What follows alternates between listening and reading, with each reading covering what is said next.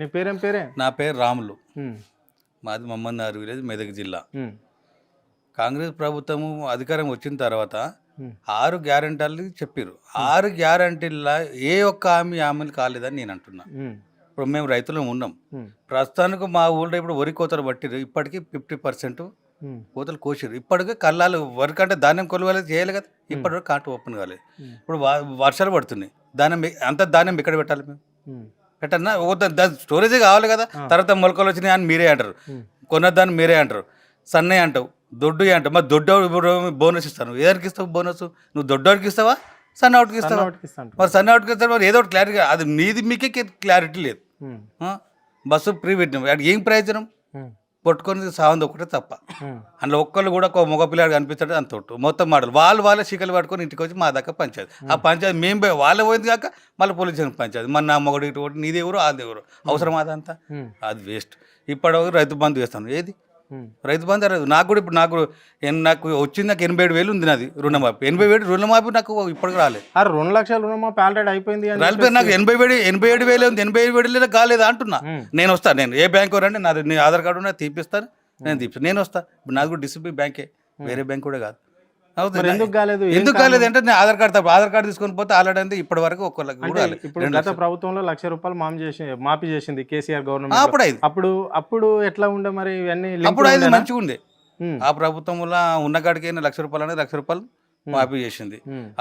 ఆ ప్రభుత్వంలో పింఛను సరిగ్గా ఇచ్చారు, హ్మ్. అన్నీ బాగానే ఉన్నాయి. ఈ ప్రభుత్వం వచ్చేసరికి ఏది లేదు. హ్మ్. ఇప్పుడు 4,000 పింఛను ఇప్పటి వరకు పింఛనే లేదు. ఇప్పుడు సంవత్సరం అవుతుంది, ఇంకొక 2 నెలలు అయితే సంవత్సరం.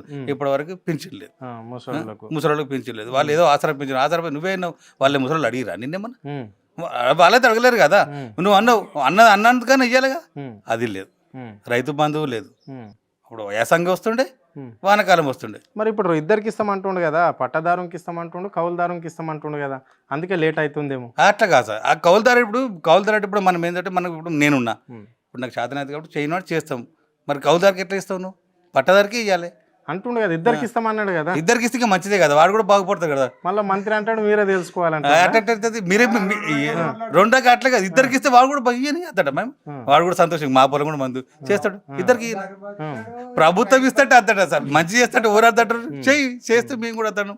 దానికి ఏమి అభ్యంతరం? మరి 10 నెలల పాలనలో ఈ 10 నెలల పరాన్ని 5 ఏళ్ళు పరిపాలన చేస్తామంటారు కానీ 5 ఏళ్ళు పరిపాలన చేస్తారా, రేపు మధ్యలో వెళ్ళిపోతారా, ఇక అది అంతే సంగతి. కానీ ఇప్పుడైతే ఈ 10 నెలల పాలన మాత్రం నాకైతే ఏం అనిపిస్తలేదు.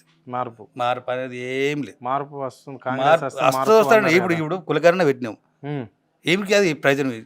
ఏ స్టూడెంట్ ఎట్లా వేస్తాడో స్టూడెంట్కి ఇస్తాడు.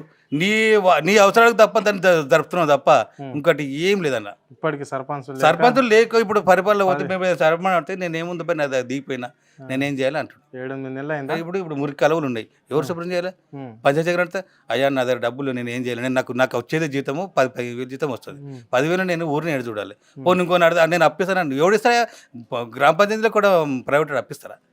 మరి ఎవరు లేరా? ప్రభుత్వం ఇవ్వాలి. ఇలా గురుకుల పాఠశాలలు ఉన్నాయి, ఇలా మూతపడి పిల్లల దసరా సెలవులు వచ్చారు, ఇంటికి వెళ్ళిపోయారు. ఏంది ఇప్పుడు మా పిల్లడు రెసిడెన్స్ స్కూల్ చదువుతాడు సిద్దిపేటలో. ఇప్పుడు నిన్న పోతే తాళమాడితే ఉంటారు. మరి ఎవరు? అది లేదు. పిల్లల విషయానికి వస్తే ఇట్లుంటుంది, రైతులకు వస్తే ఇట్లున్నది. మరి ఇచ్చినా నేను నెరవేరాలి కదా మనం అనేది. అది నువ్వు చేస్తాన్న పనులు చేయి, నువ్వు ఎక్స్ట్రా ఏం చేయను. చేస్తా అని చేస్తేనే శుభ్రంగా ఉంటుంది. ముసలిళ్ళకి ఆసరాలు ఇయ్యు, వాళ్ళు కూడా సంబరపడతారు. రైతు బంధు వాళ్ళు కూడా ఇస్తారు. ఇప్పుడు అంటున్నావు నేను 5 ఎకరాలు ఇస్తా, 3 ఎకరాలు ఇస్తా, 20 ఎకరాలు ఇస్తా, నీకే క్లారిటీ లేదు. ఫస్ట్ నువ్వేందంటే నువ్వు ఎన్ని ఎకరాలు, ఇప్పుడు కేసీఆర్ ఎత్తిచ్చిండో అది ఆయన పోయిండు అనుకుందాం, నువ్వు ఇస్తానని నువ్వని అనాలి కదా. ఆయన రాయికి ఇచ్చిండా, రప్పకి ఇచ్చిండా, అది అనవసరం.